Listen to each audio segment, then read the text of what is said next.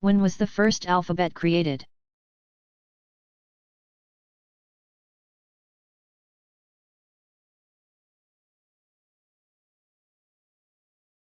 The earliest form of an alphabet, a set of letters with which one or more languages are written, was developed between 1800 and 1000 B.C. by a Semitic people of unknown identity. In 1928 in the northern Syrian city of Ras Shamra, clay tablets were discovered with a cuneiform, wedge-shaped, alphabet of characters. According to most scholars, these early Semitic inventors got the idea of developing an alphabet because of their contact with Egyptian hieroglyphics. Although some of the Semitic symbols were Egyptian, the system of writing was distinctly their own. Consisting of 22 characters representing only consonants. There were no written directions for vowels. The reader had to supply the vowels from his or her knowledge of the language. The characters were developed this way. Important Semitic words were selected so that each would begin with a different consonant. Then, stylized pictures portraying the words, mostly nouns, were assigned the phonetic value of the initial sound of each word. For example, the first character in the Semitic Hebrew alphabet, Aleph, originally meant and was the symbol for an ox head. The second, Beth, which came to represent the sound B, meant house, and renderings of the symbol reveal a shelter with a roof. The Phoenician alphabet, developed c. 1000 BC, is believed to have been derived from this early Semitic alphabet. In turn, the Greeks, in about 500 BC, adapted the Phoenician alphabet for their own use.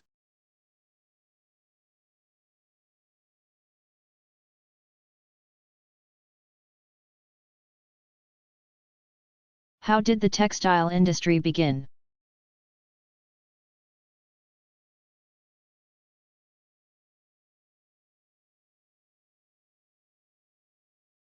The large-scale factory production of textiles began in the late 1700s, becoming established first in Great Britain,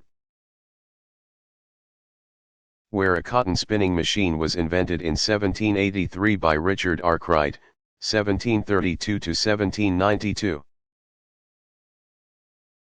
Spinning mills were introduced to the United States in 1790 by English-born machinist and businessman Samuel Slater, 1768 to 1835. The 21-year-old had worked as a textile laborer for more than 6 years in an English mill where he learned the workings of Arkwright's machine, which the British considered the cornerstone of their booming textiles industry. Laws prevented anyone with knowledge of the mill from leaving the country. In 1789 Slater, determined he could recreate the spinning mill and eager to seek his own fortune,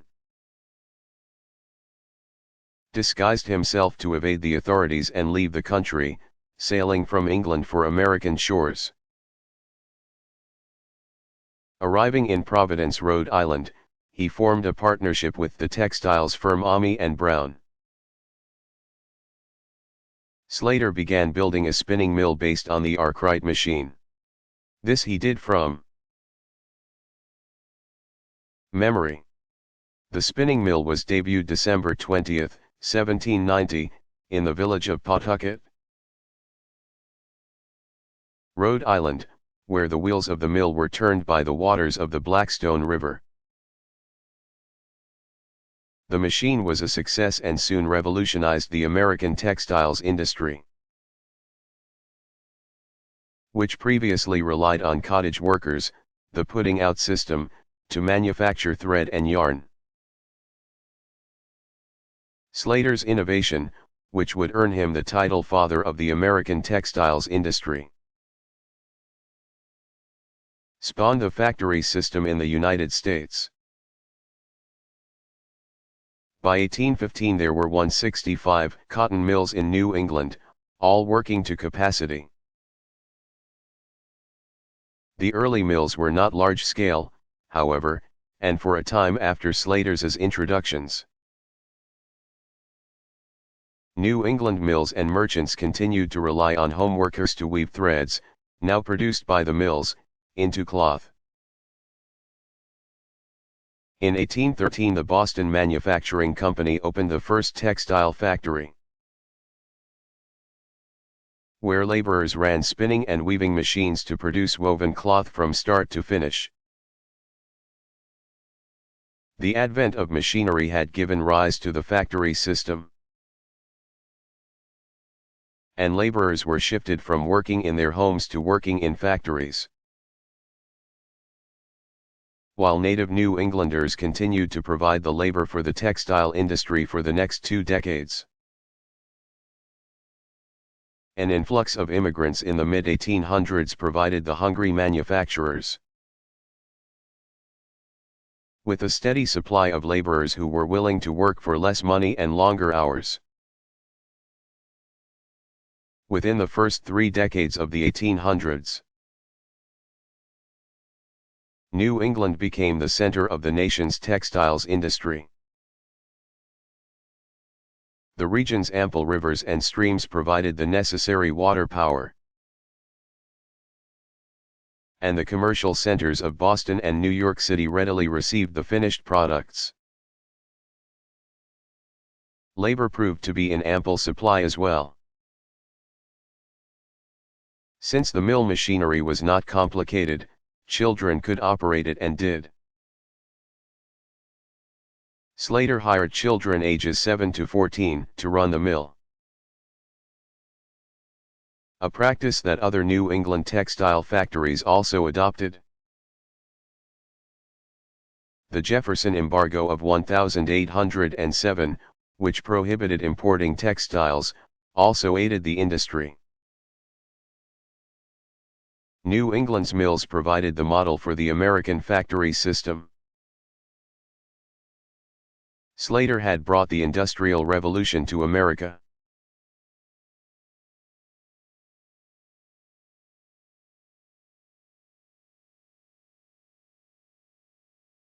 Which came first, the word Scrooge or Dickens's character Scrooge?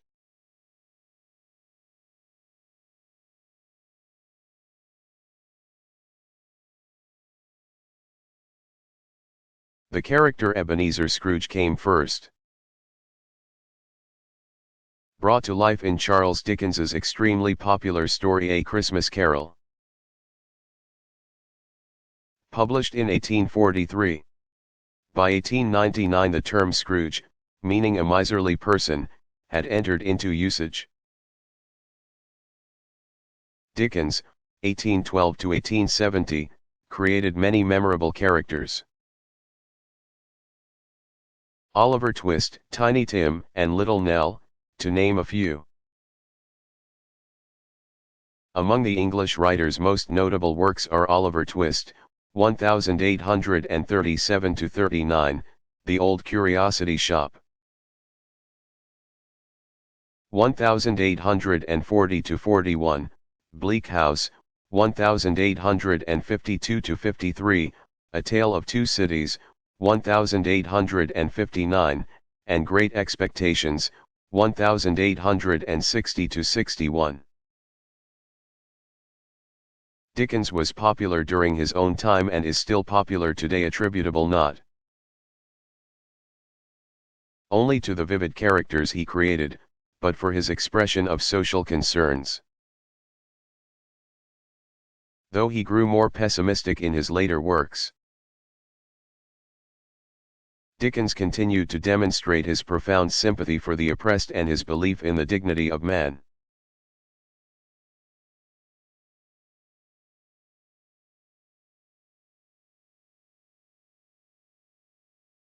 How did the word Machiavellian get its meaning?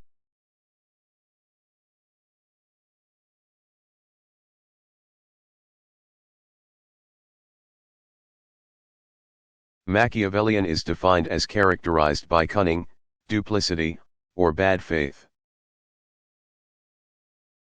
It's based on the theory of Italian diplomat Niccolò Machiavelli, 1469–1527, who developed a code of political conduct that operates independent of ethics, thus disregarding moral authorities such as classical philosophy and Christian theology. In 1513, after having been exiled from Florence, Italy, by the powerful Medici family, Machiavelli abruptly turned his attention to writing The Prince, which puts forth a calm and uncompromising analysis of techniques and methods that the successful ruler must use in order to gain and keep power. Written in the form of advice to the ruler, Machiavelli advises the prince that only one consideration should govern his decisions: the effectiveness of a particular course of action, regardless of its ethical character. The book had little immediate impact in Italy, although it soon became legendary throughout Europe. And its major ideas, the power of politics, are familiar today even to people who have never read the book.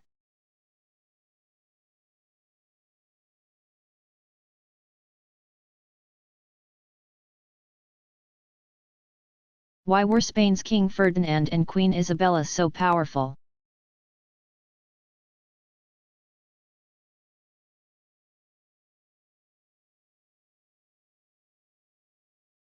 The 1469 marriage of Ferdinand, 1452–1516, and Isabella,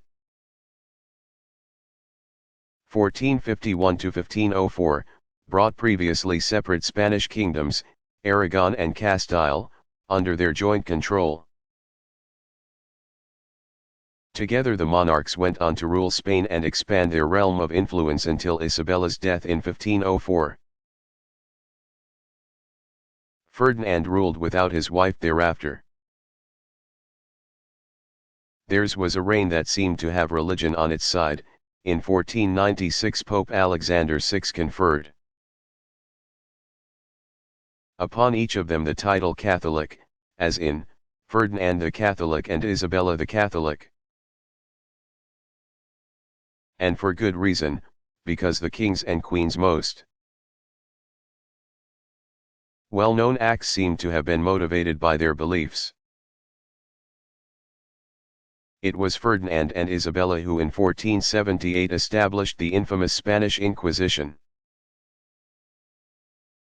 a court that imprisoned or killed Catholics who were suspected of not following religious teachings.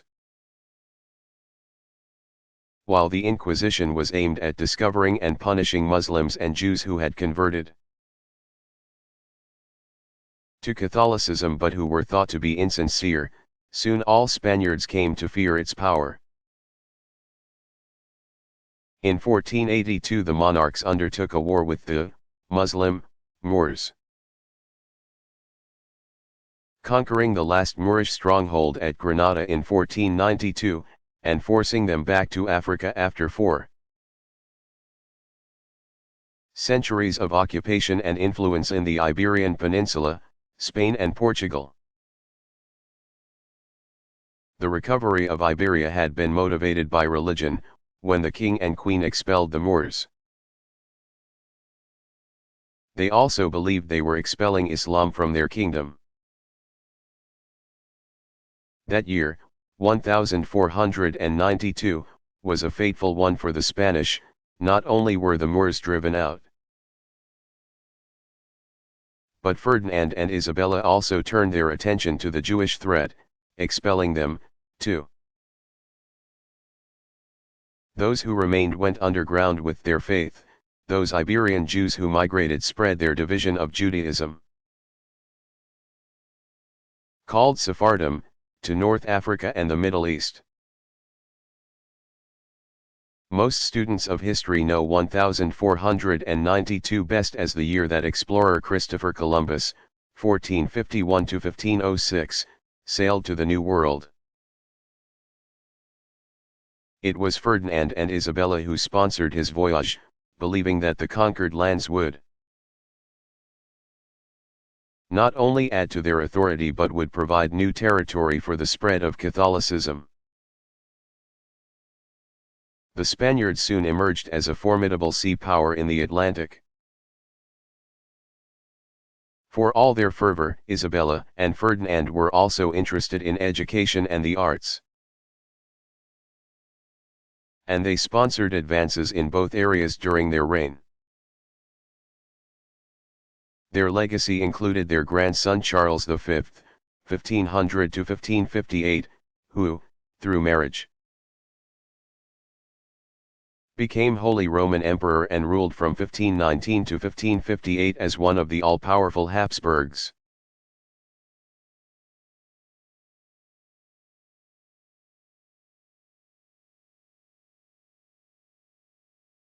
Why did the U.S. government order the internment of Japanese Americans during World War II?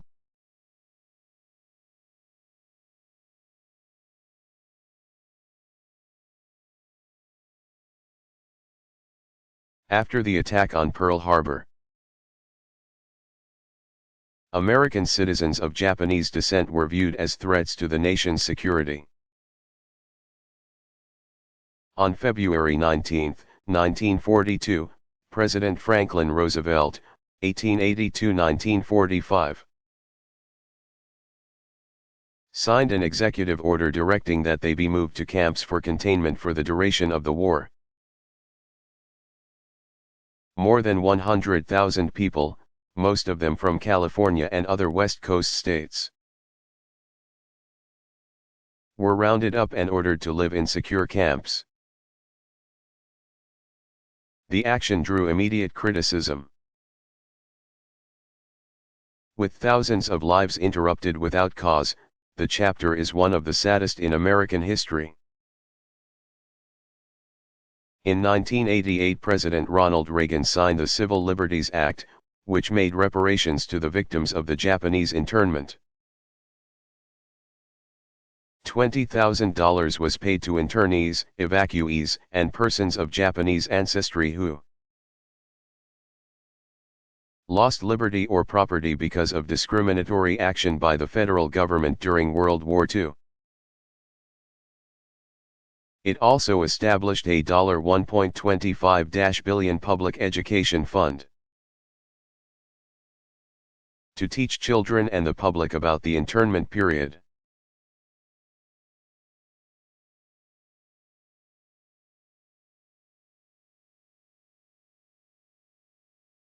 Who were the Huns?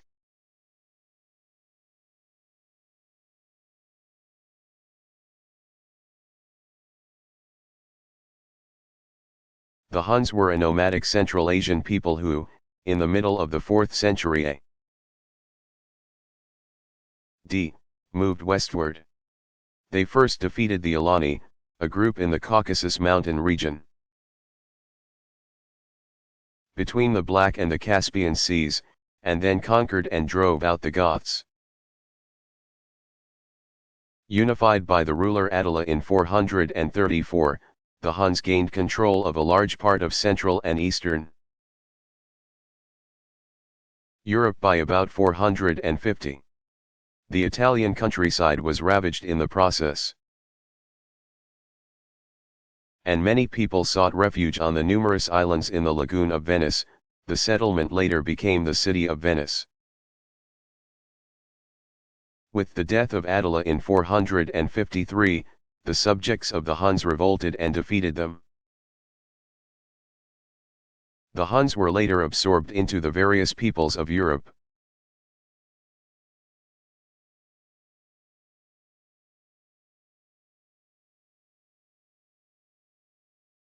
What was the chronology of events on September 11, 2001?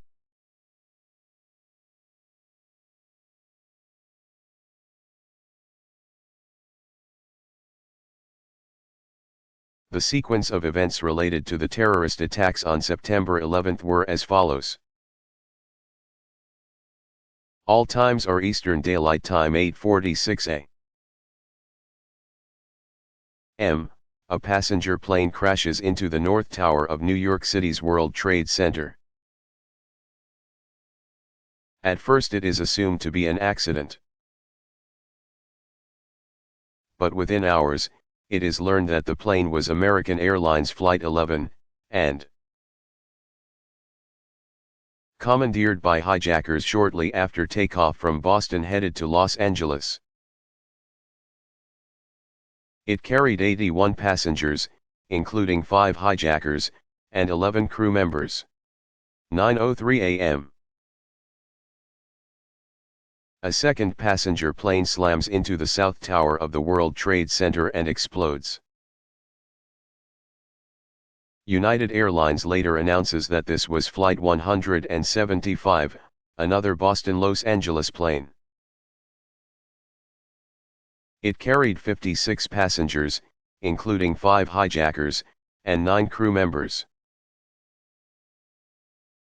Both towers of the World Trade Center are in flames. 9:21 a.m. Bridges and tunnels leading into New York City are closed. Within the hour, Mayor Rudolph Giuliani, 1944, orders an evacuation of Manhattan south of Canal Street. 9:25 a.m. All flights in the United States are grounded. It is the first time in history that the Federal Airlines Administration, FAA, halts all flights. 9:30 a.m. President George W. Bush, 1946, scheduled to speak at a grade school in Sarasota, Florida, remarks that the nation has been the target of an apparent terrorist attack. 9:45 a.m. A third passenger plane crashes into the east wall of the Pentagon in Arlington, Virginia. The plane was American Airlines Flight 77, carrying 58 passengers, including 5 hijackers and 6 crew members. It originated at Washington, D.C.'s Dulles International Airport and was headed to Los Angeles.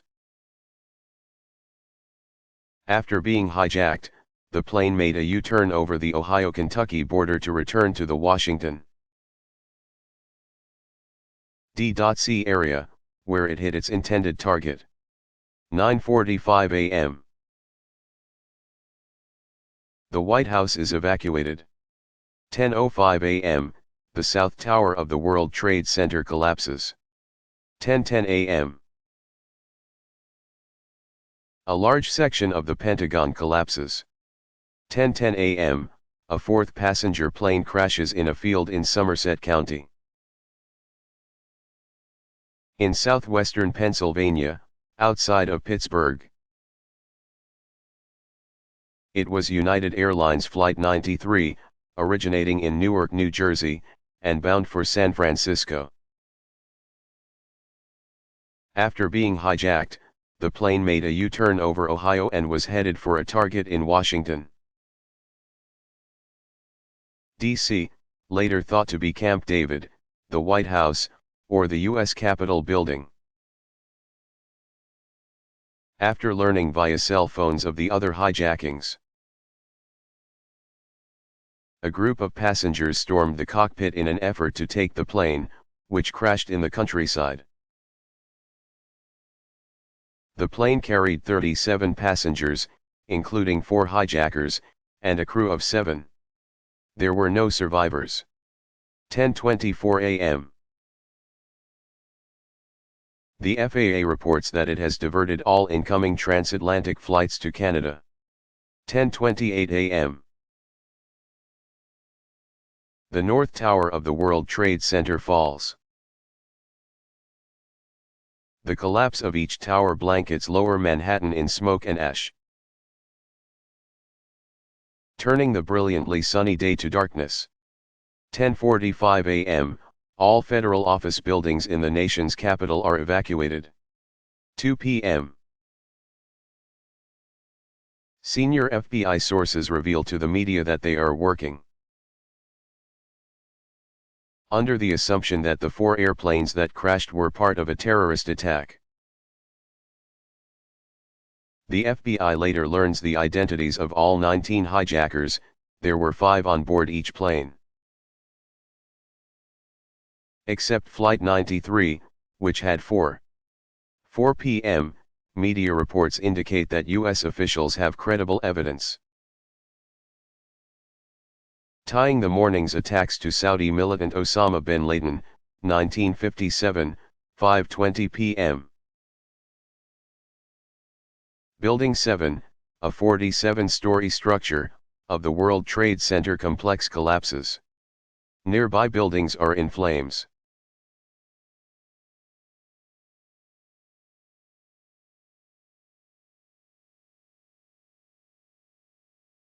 What was the crisis in Darfur, Sudan?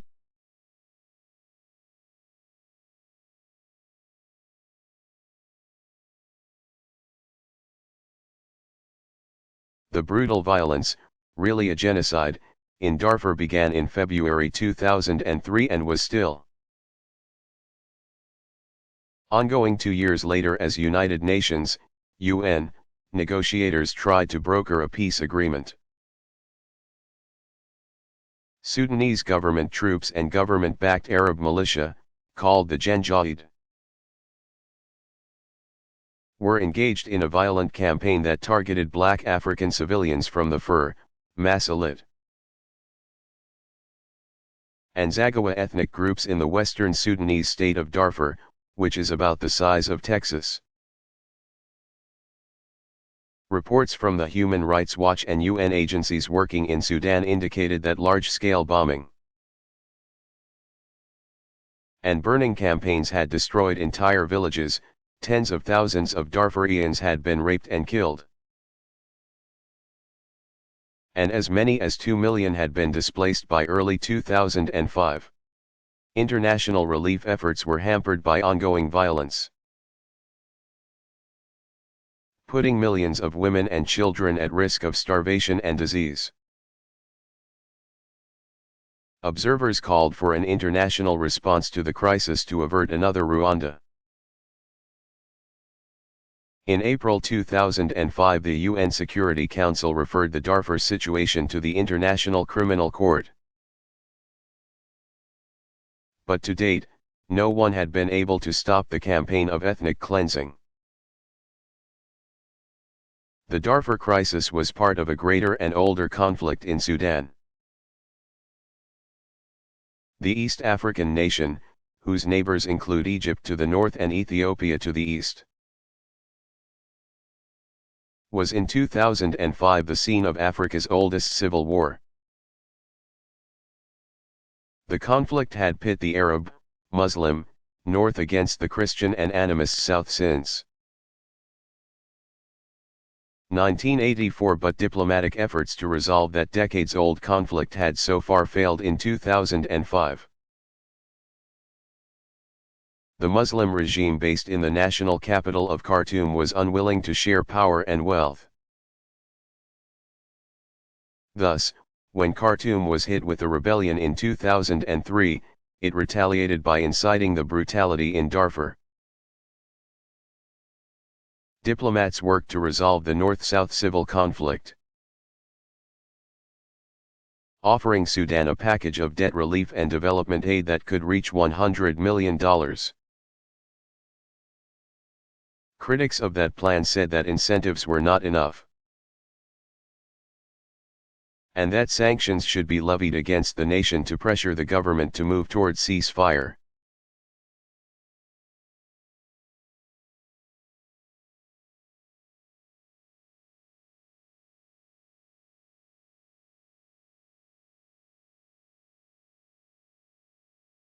Why were Matisse's paintings considered so shocking when they were debuted?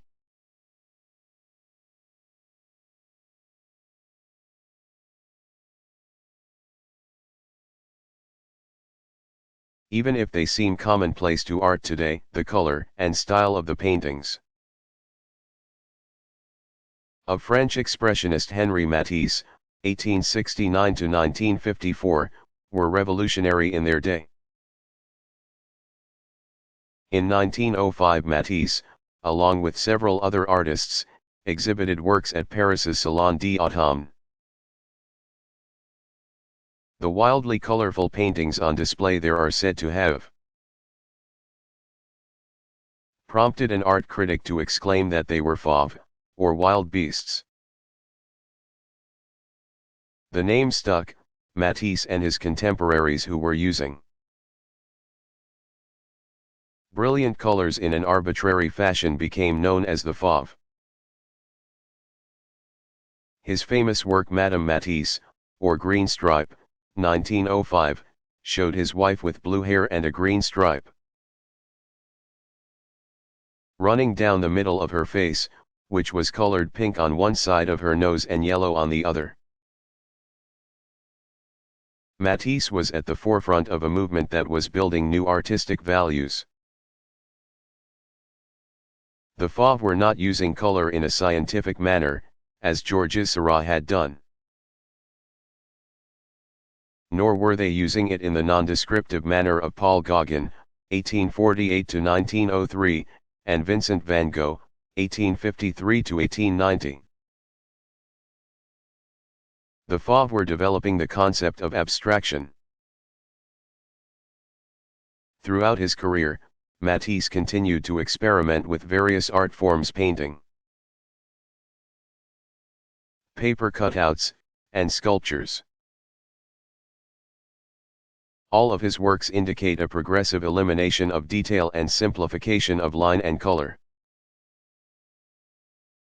So influential was his style on modern art that some 70 years later one art critic commented that it was as if Matisse belonged to a later generation and a different world.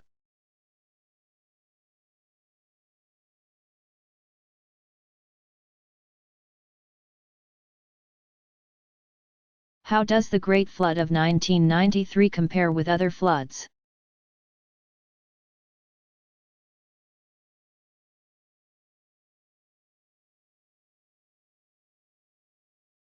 The flood, which occurred in the summer of 1993, was immense. So much of Iowa was underwater that a satellite image, monitoring moisture on the earth, made the flooded area look like it was the size of Lake Michigan or Lake Superior. The area that was underwater was roughly equivalent to twice the size of Massachusetts. Even so, the Great Flood resulted in a smaller water-covered area than did floods earlier in the century, in 1926 and 1973.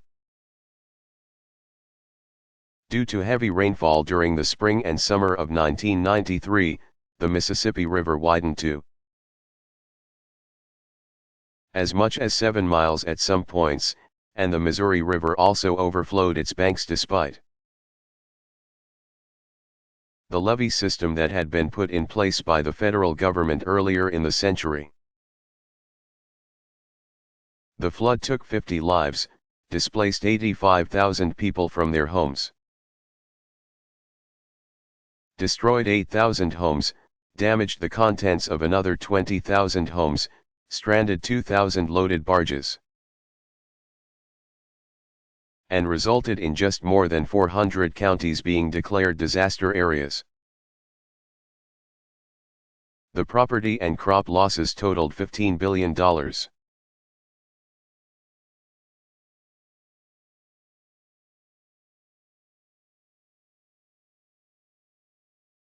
When was public broadcasting started?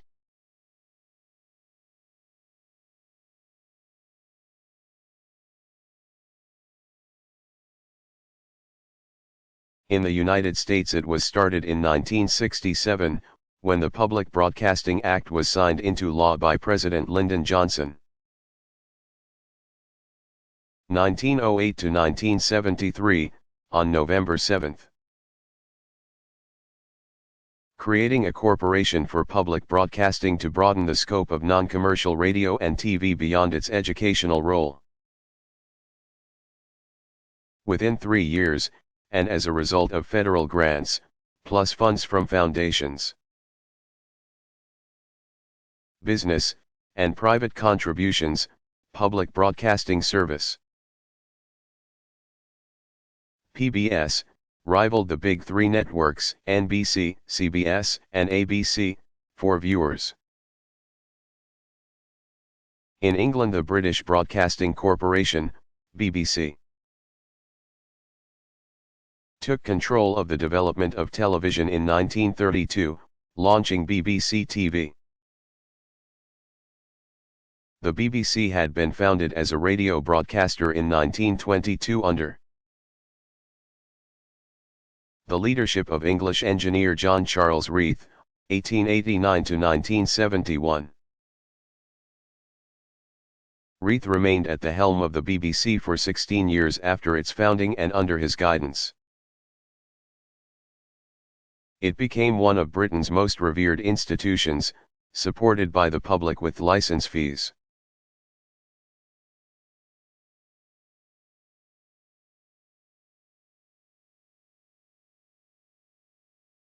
What was the most damaging earthquake in recent history?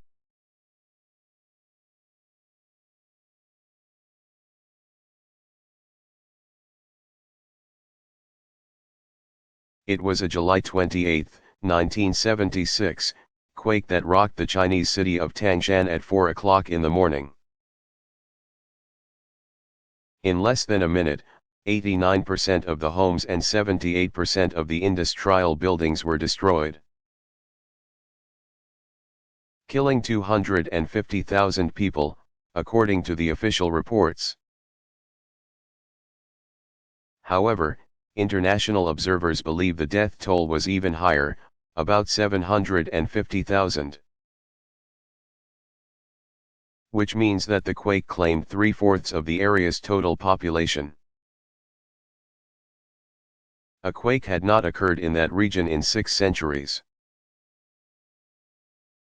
And the area was considered to be at low risk for earthquakes. Consequently, the building codes in the region were not stringent enough for the structures to withstand the force of the quake.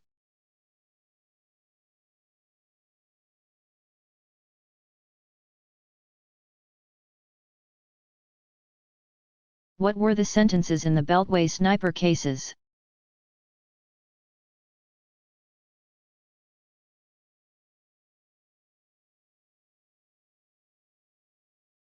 The October 2002 shootings that left 10 people dead and 3 critically injured in the Washington, D.C.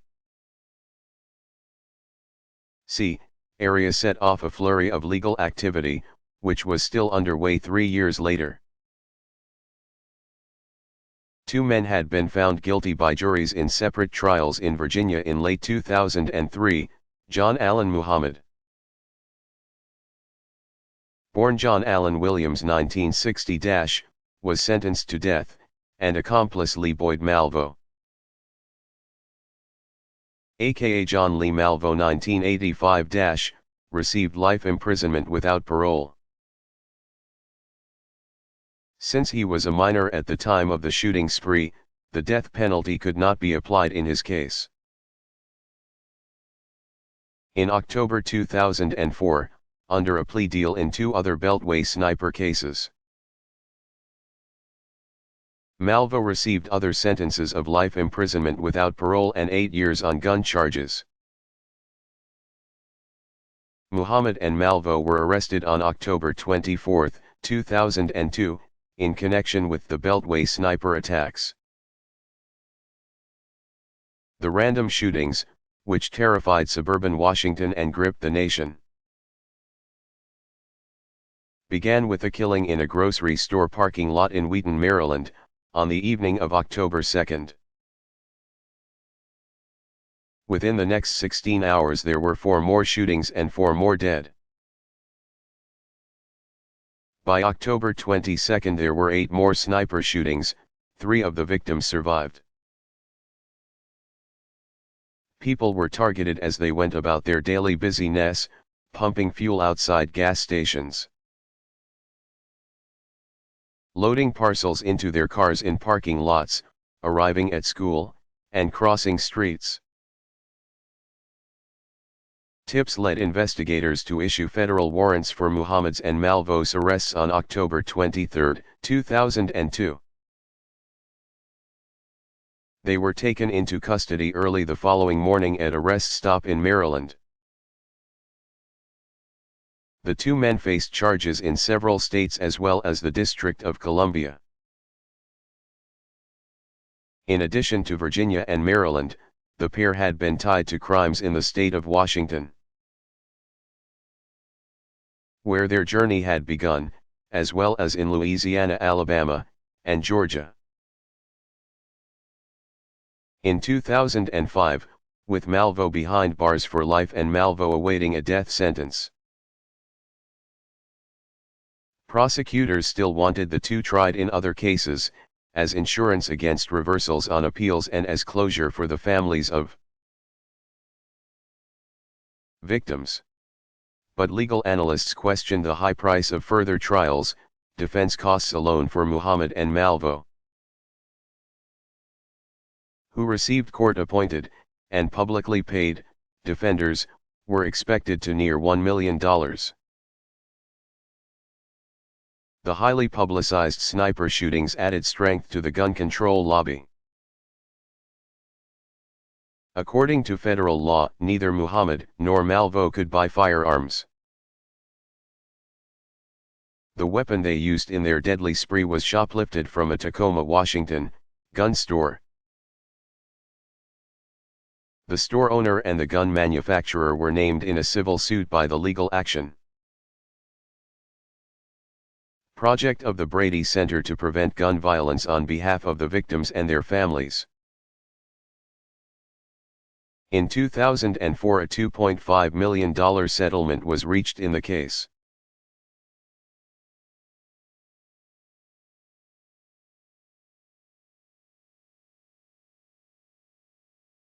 Why is the Divine Comedy widely studied?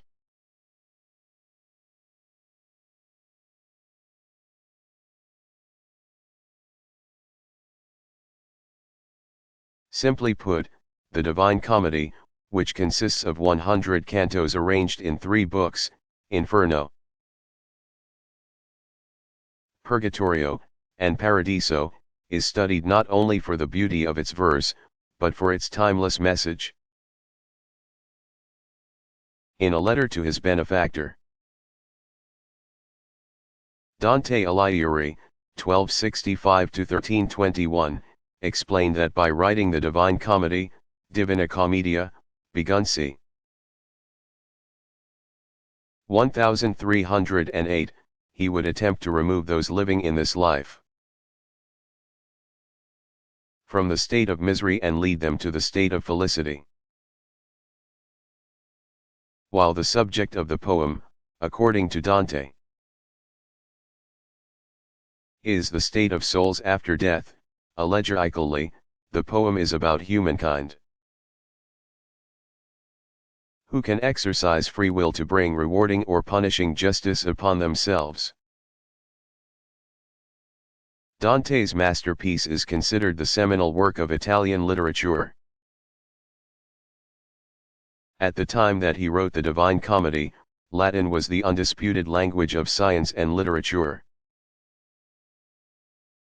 Italian, on the other hand, was considered vulgar.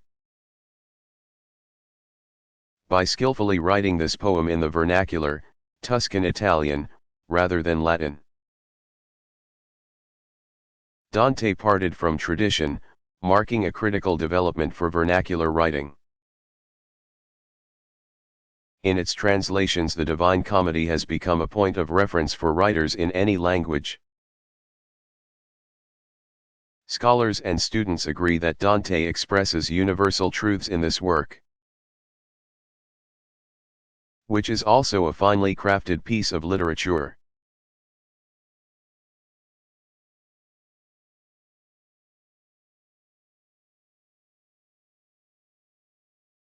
What was the Virginia Plan?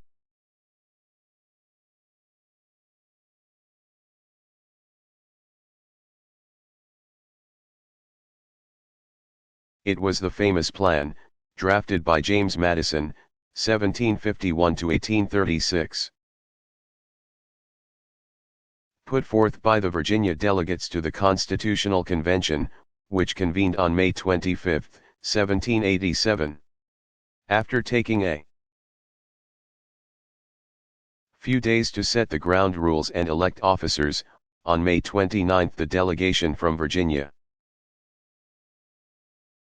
led by Edmund Jennings Randolph, 1753 to 1813, proposed a plan to write an all-new constitution. Rather than attempting to revise and correct the weak Articles of Confederation, there was opposition, sometimes called the New Jersey Plan, and the issue was debated for weeks. Eventually, a majority vote approved the Virginia Plan and the delegates began work, drafting a document that would provide a strong national government for the United States.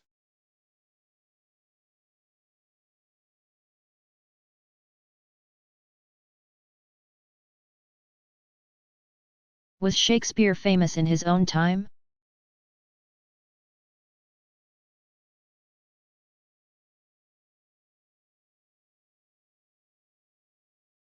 Yes, by 1592 he was well known as a dramatist. William Shakespeare, 1564–1616, was the son of John Shakespeare, who belonged to the merchant class, and Mary Arden, who came from a family of slightly higher social standing. His first plays, the three parts of the Henry VI history cycle, were presented in London in 1590–1592. The first reference to Shakespeare in the London literary world dates from 1592, when dramatist Robert Greene, c. 1558–92, referred to him as an upstart crow. The critical remark notwithstanding, Shakespeare's literary reputation and his acclaim grew over the next few years. He experimented with classical dramatic forms in the early tragedy Titus Andronicus, 1593–1594, and issued a pair of narrative poems, Venus and Adonis, 1593, and The Rape of Lucerus, 1594. These works, which played to the fashion for poems on mythological themes, were immensely successful, establishing honey-tongued Shakespeare as his contemporary Francis Mears, 1565–1647, called him as a prominent writer. Shakespeare further established himself as a professional actor and playwright when he joined the Lord Chamberlain's Men, an acting company formed in 1594 when they began performing at theatres in London. In 1603 the group was renamed the King's Men. They became the foremost London company, largely attributable to the fact that after joining the group in 1594, Shakespeare wrote for no other company.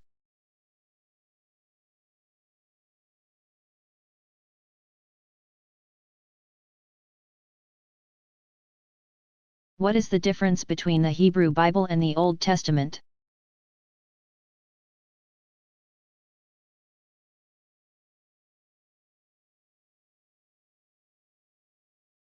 The Hebrew Bible is made up of 24 books. The Old Testament used by Christians consists of the same books as those of the Hebrew Bible, but they are arranged differently and many books are divided. resulting in more books in the Old Testament than in the Hebrew Bible. Among Christians, the Old Testament varies between Protestantism and Roman Catholicism. Protestants include 39 books in the Old Testament while Roman Catholics add 7 books, called the Apocrypha, to their version, for a total of 46 books. The books of the Apocrypha resemble those of the Old Testament, but since they were written later than most of the Old Testament, probably 300 BC.D 70, both Protestants and Jews treat them separately. The Bibles used by all three religions, Judaism, Roman Catholicism, and Protestantism, begin with the same 7 books: Genesis, Exodus, Leviticus, Numbers, Deuteronomy, Joshua, and Judges. The first 5 of these were written by Moses.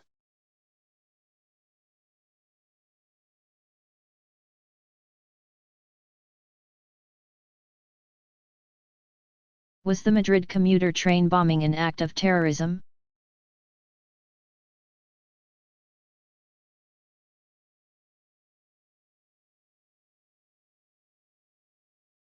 Spanish officials concluded that the March 11, 2004, bombing of packed commuter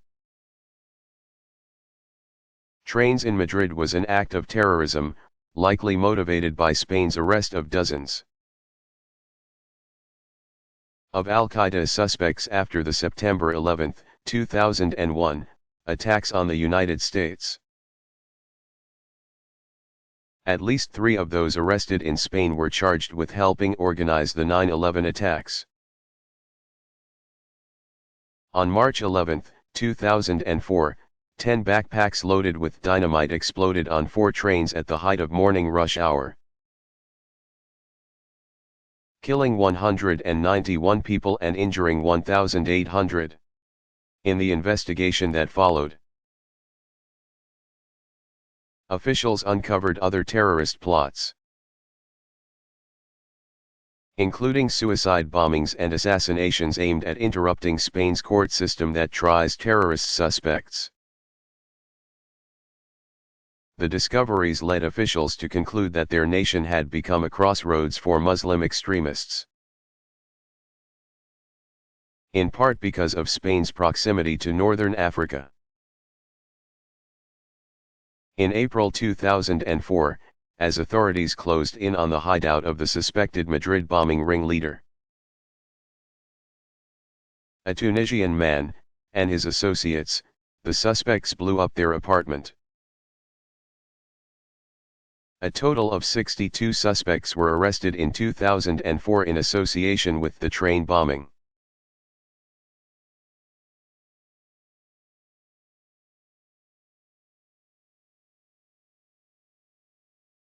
Who was Mary, Queen of Scots?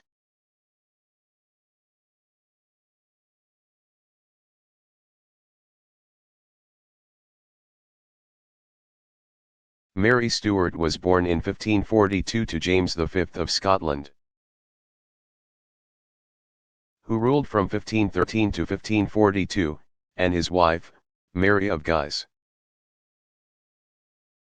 When Mary was just 6 days old, her father died, making the infant a queen. Her mother ruled the country as a regent until 1561, when Mary officially took on her duties. She was, by all reports, a beautiful and charming young woman whose courage and mettle would be tested by time. When she ascended the throne, she inherited her mother's struggle with the Protestants, who were led by John Knox, 1513 to 1572, a former Catholic priest who was involved in the Reformation. As a Roman Catholic, Mary was subject to harsh verbal attacks issued by Knox, who denounced the Pope's authority and the practices of the Church. But this was not the worst of her troubles. In 1565 Mary wed her English cousin, Lord Darnley, 1545 to 1567, in an attempt to secure her claim to the English throne as successor to Elizabeth I, 1533 to 1603, also her cousin. But Mary's ambitions would be her undoing. She quickly grew to dislike her husband, who became aligned with her Protestant opponents and successfully carried out a plot to murder in her presence Mary's advisor, David Rizzio, c. 1533 to 1566. Surprisingly, Mary and Darnley reconciled shortly thereafter, a politically savvy move on her part, and she conceived a child, James, who was born in 1566. Darnley had enemies of his own, and 1 year later he was murdered. Mary promptly married the Earl of Bothwell, 1536 to 1578, with whom she had fallen in love well before becoming a widow. Bothwell was accused of Darnley's murder, and though he was acquitted, his marriage to the Queen shocked Scotland. The people took up arms, forcing Mary to abdicate the throne in 1567. She was 25 years old. Fleeing to England, Mary, Queen of Scots, was given refuge by Elizabeth I, 1533 to 1603. Though she was technically a prisoner, Mary nevertheless was able to conspire with Elizabeth's enemies, including English Catholics and the Spanish, in attempts to kill her. When one such plot was discovered in 1586, Mary was charged for her involvement in it and was put on trial. Found guilty, she was put to death in 1587, though Elizabeth hesitated to take such action. Meantime, Mary's son, James VI of Scotland, 1566 to 1625, had taken on his responsibilities in 1583 after Scotland had been ruled on his behalf by regents since Mary's abdication some 16 years prior. He had promptly formed an alliance with Elizabeth I and, in 1587, accepted with resignation his mother's execution. In 1603 James succeeded Elizabeth, becoming James I, King of England, uniting Scotland and England under one throne. The union was made official about a century later, in 1707, when Parliament passed the Act of Union.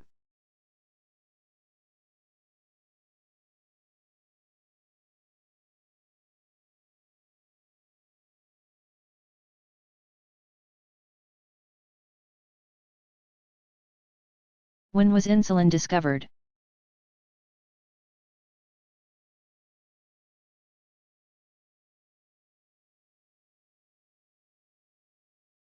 Insulin, a hormone that regulates sugar levels in the body, was first discovered in 1889 by German physiologist Oskar Minkowski, 1858 to 1931, and German physician Joseph von Mering, 1849 to 1908. They observed that the removal of the pancreas caused diabetes in dogs. Researchers set about isolating the substance, but it was not until 1922 that insulin was used to treat diabetic patients. The first genetically engineered human insulin was produced by American scientists in 1978.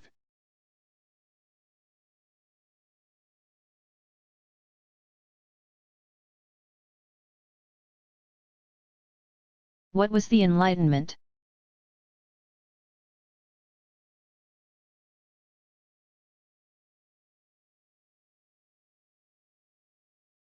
the Enlightenment, which is also referred to as the Age of Reason, or alternately as the Age of Rationalism, was a period when European philosophers emphasized the use of reason as the best method for learning the truth.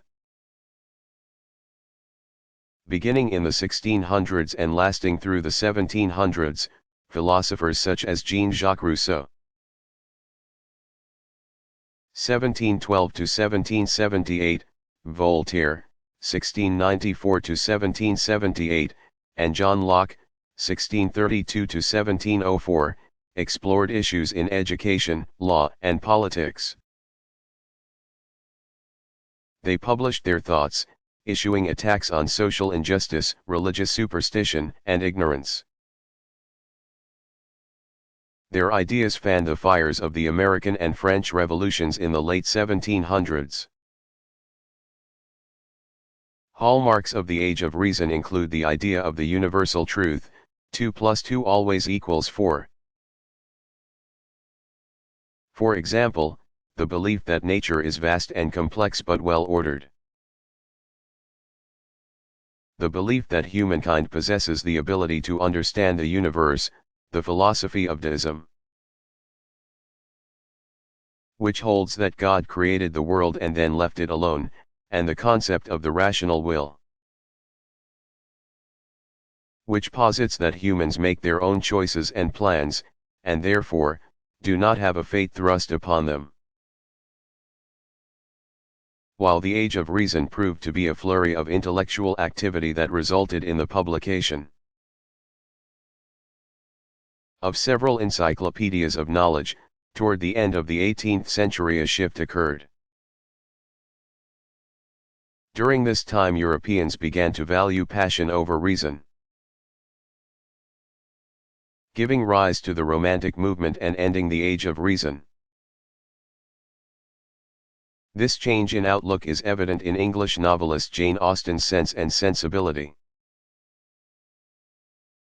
Nevertheless, the philosophies put forth during the Age of Reason were critical to the development of Western thought. The celebration of individual reason during this era was perhaps best expressed by René Descartes (1596–1650), who refused to believe anything unless it could be proved. His statement, "I think, therefore I am," sums up the feelings of skeptical and rational inquiry that characterized intellectual thought during the era.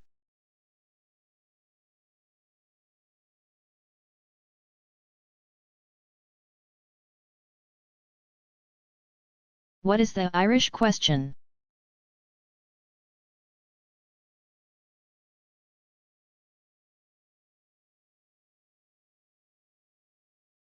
The Irish question is an ages-old and very complicated problem that encompasses issues of land ownership,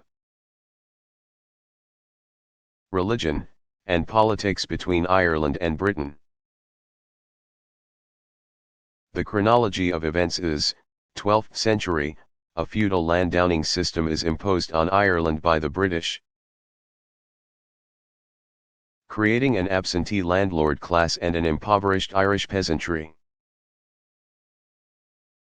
1700s, the English try to impose Protestantism on a largely Catholic Ireland, Irish rebellions flare. 1801, the Act of Union unites England and Ireland, forming the United Kingdom. Though Ireland has representation in Parliament, it is divided. 1800s, the British Crown begins to populate the 6 counties of the northeastern Irish province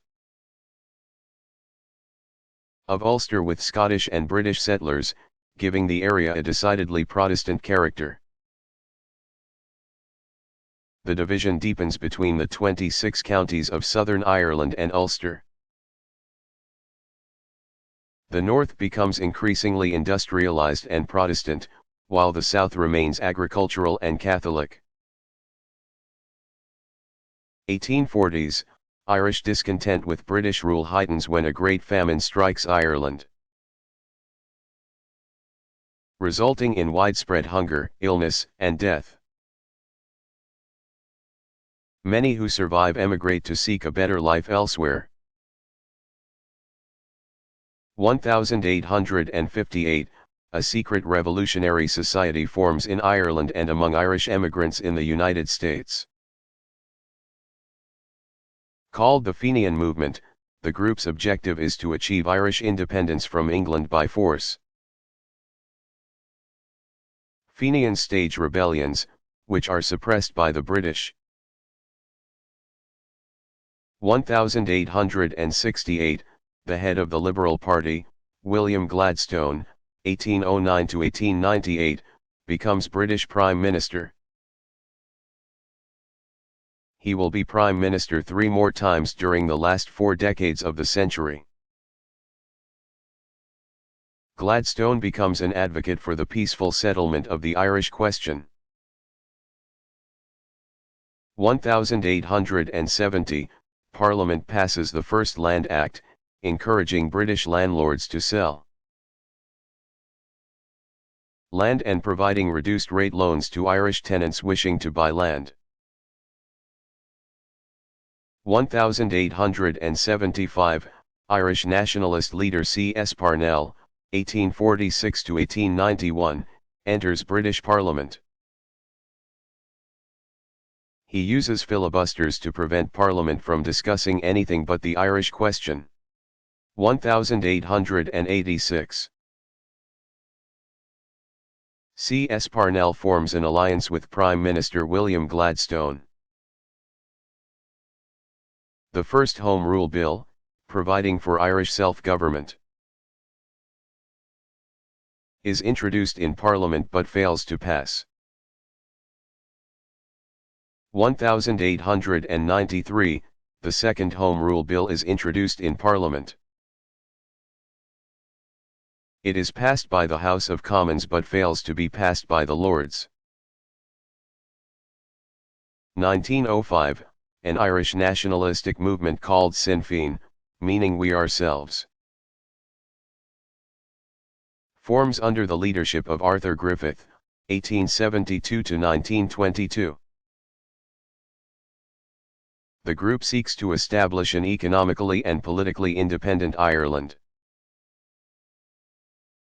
1912, the Third Home Rule Bill is introduced in Parliament. Again, the House of Commons passes the legislation providing for Irish self-government. Fearing domination by Catholic Southern Ireland in the event of Irish Home Rule,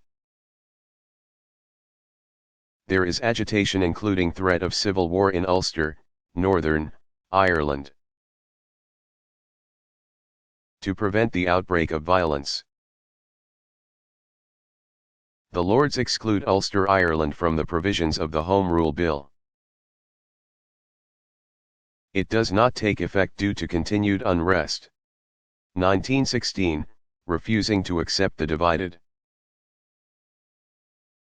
Ireland proscribed by the British Parliament, revolutionary Sinn Féin member Michael Collins.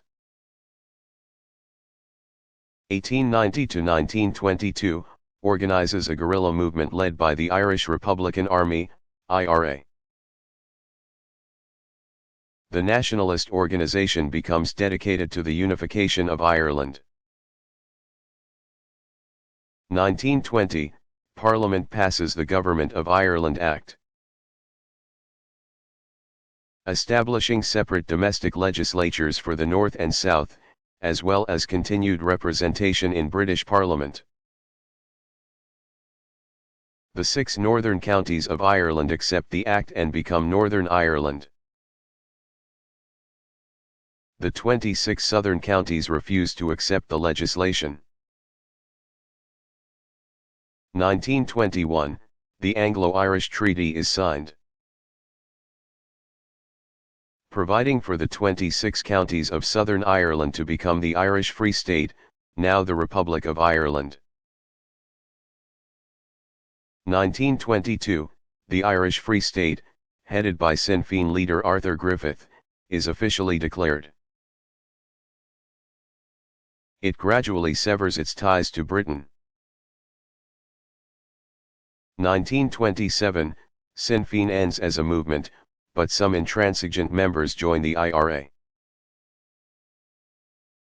And Sinn Féin becomes the political arm of the Irish Revolutionary Army. 1939–45, IRA violence and its pro-German stance cause both Irish governments to outlaw the organization, which goes underground. 1969, the IRA splits into an official majority, which disclaims violence, and a provisional wing, which stages attacks on British troops in Northern Ireland via random bombings and other terrorist acts. Still determined to forge a unified and independent Ireland, the IRA continues to stage acts of violence into the 1990s. At times, bombings become part of everyday life in Belfast, Northern Ireland.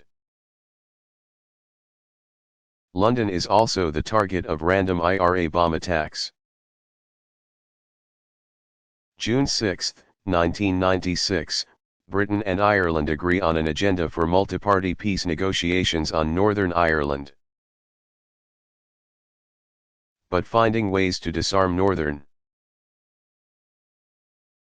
Ireland's rival guerrilla groups remains an obstacle to political settlement. April 10, 1998, a Good Friday Peace Accord is signed by Catholic and Protestant leaders who agree to form a multi-party administration by October. Disarmament will remain a sticking point to moving this agreement forward. May 22,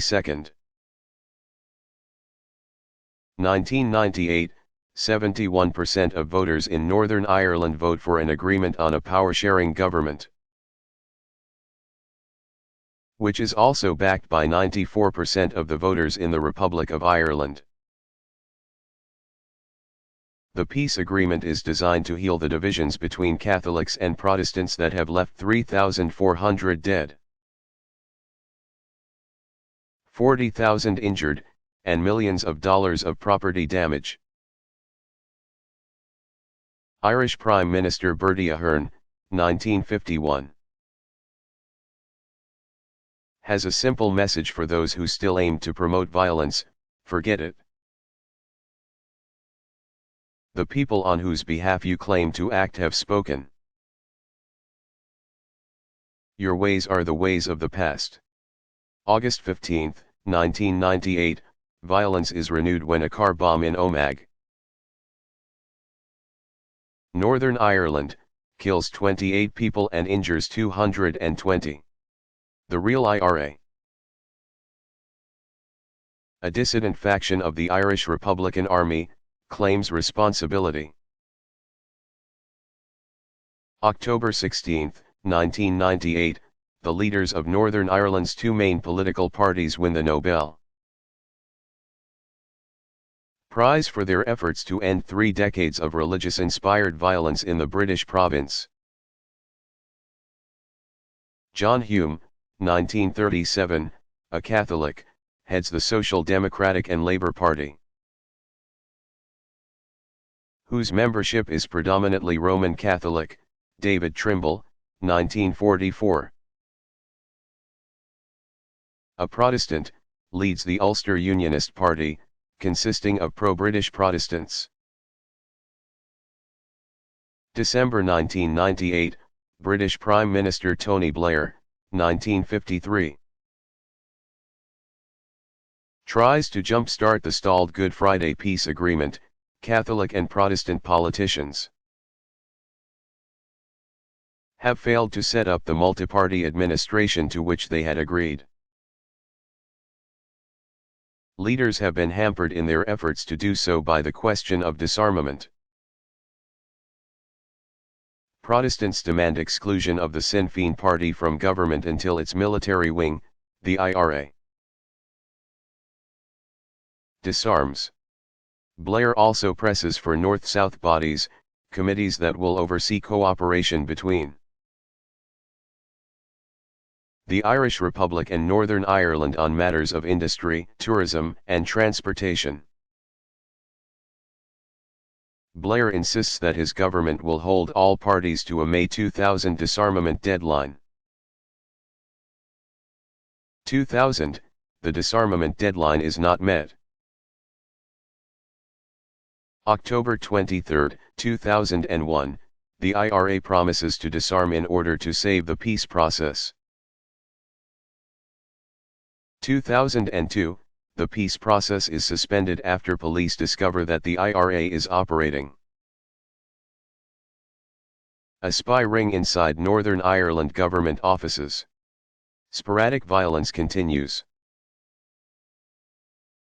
Irish Prime Minister Bertie Ahern and other major political figures in the Republic of Ireland move to distance themselves from Sinn Féin, the IRA's political arm. December 2004, Belfast's Northern Bank is robbed of $50 million the week before Christmas. The biggest heist in the history of British crime is believed to have been carried out by the IRA to fund its operations. Early 2005, despite the Good Friday Agreement, the IRA has not yet disarmed. According to news reports, IRA gunmen have become an increasingly mafia-like crime organization, involved in drug trafficking, extortion, money laundering, and the violence associated with those criminal activities. In a January 30 Belfast pub brawl, Robert McCartney, an amiable forklift operator,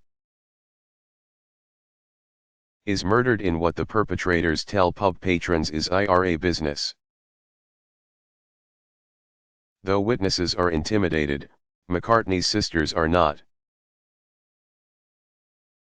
The 5 women demand that the IRA be held accountable for the slaying.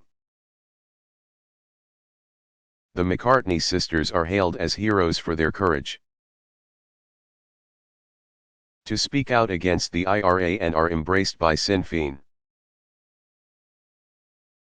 But Sinn Féin's electoral prospects dimmed in the aftermath of the murder. The event provides another roadblock to peace. July 2005, the IRA renounces the use of violence in its fight against British rule in Northern Ireland. The group vows to disarm and to use only peaceful means in its ongoing efforts. The announcement is widely hailed.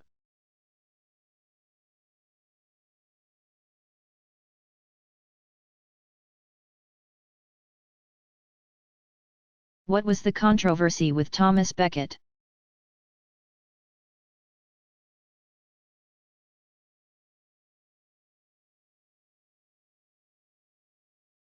Archbishop of Canterbury Thomas Becket, c. 1118 to 1170, was killed by knights in the service of England's King Henry II. 1133 to 1189, he had refused to be subservient to the monarch. In the long struggle between church and state, the story of St. Thomas Becket is a dramatic chapter. Born in London in about 1118, when he was in his 20s, Becket entered into service for the Archbishop of Canterbury, the spiritual head of the Church of England. He subsequently held various church offices, including archdeacon. When Henry II was coronated in 1154, becoming the worldly leader of the Church of England, he found in Becket one of his most vigorous champions. In 1162 Henry made him Archbishop of Canterbury. But a transformation soon occurred in Thomas Becket, who put his spiritual duties first and began defending the church against the king's power. Henry, eager to increase royal authority, was determined to regain control over the church. A bitter struggle ensued between the two former friends. At one point, Becket fled the country because he was in fear for his life. When he returned to England 6 years later, in 1170, he renewed his opposition to the king, but nevertheless forced a reconciliation with him. Henry was still irked by Becket's open defiance to his authority, and he suggested to his knights that one among them might be brave enough to do away with him, ending the king's troubles. 4 knights took the king at his word, and on December 29, 1170, they found Becket in Canterbury Cathedral and killed him as he made his evening prayers. Henry later did penance for the crime. Becket was canonized 3 years later.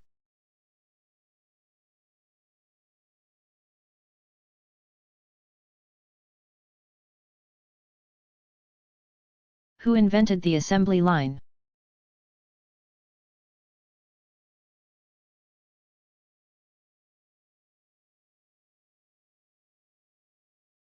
Ford Motor Company founder Henry Ford, 1863 to 1947, is credited with the creation of the assembly line, an industrial innovation that allowed cars to be produced quickly and efficiently. In 1913, 10 years after founding Ford Motor Company, Henry Ford installed the first moving assembly line in one of his Model T manufacturing plants.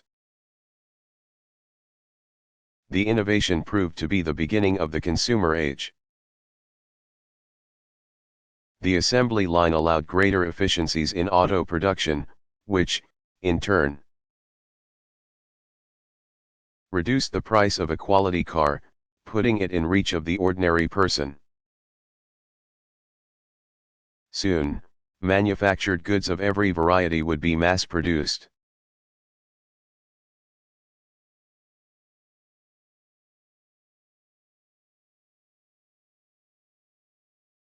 Why was Constantine I called the Great?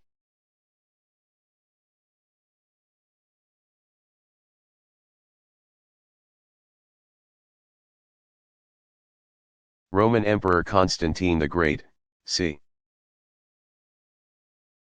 275 to 337, is credited with no less than beginning a new era in history. His father, Constantius, was ruler of the Roman Empire when he died in 306. Though Constantine was named emperor by Roman soldiers, a power struggle ensued. During a battle near Rome in 312, Constantine, who had always been sympathetic toward Christians, reportedly saw a vision of a flaming cross. He emerged from the conflict both converted and victorious. For the next 12 years, Constantine ruled the West Roman Empire while Licinius, also tolerant to Christians, ruled the East. But a struggle between the two emperors ended in death for Licinius and, beginning in 325, Constantine ruled as sole emperor. During Constantine's reign, Christians regained freedom of worship and the Christian church became legal. In 325 he convened the Council of Nicaea, from whence came the Nicene Creed so familiar to Christians today. In moving the capital of the Roman Empire to Byzantium, in 330, Constantine shifted the empire's focus from west to east and in so doing laid the foundation for the Byzantine Empire. The Eastern Orthodox Church regards Constantine as a saint.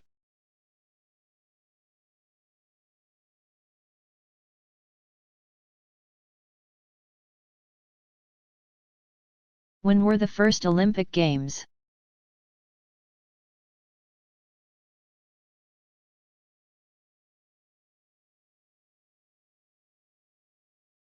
The Olympics date to about 900 B.C., when, in ancient Greece, tens of thousands of sandal-wearing spectators descended on Olympia to cheer the runners, wrestlers, and bare-skinned boxers competing there. The Games at Olympia were one of 4 athletic festivals in Greece, the others being the Isthmian Games at Corinth, the Nemean Games, and the Pythian Games at Delphi, all of which alternated to form the periodos, or circuits, which guaranteed sports fans the opportunity to attend an athletic festival every year. Winning was everything then. Athletes were required to register in order to compete, and rumors of Herculean opponents sometimes prompted competitors to withdraw. Victors were awarded crowns of olive leaves, and the second and third place finishers returned home undecorated. The modern Olympic Games, begun by diminutive Frenchman Baron Pierre de Coubertin, 1862 to 1937, possess a decidedly different spirit than did their ancient counterpart, where the only rules were that participants were not allowed to gouge, bite, put a knee to the groin, strangle, or throw sand at their opponent. The modern Olympic Games, publicly proposed by Coubertin on November 25, 1892, in Paris, and first held in Athens, Greece, in 1896, are based on their initiators' vision of the Olympic competition as an occasion to promote peace, harmony, and internationalism. In April 1896, some 40,000 spectators pressed into the Panathinaean Stadium, which had been constructed on the site of an ancient stadium in Athens, to witness the athletic feats of the first modern Olympic heroes. 13 nations participated, only male athletes, just more than 300 of them competed, and Greece received the most medals, 47. The second Olympic Games were held in 1900 in Paris.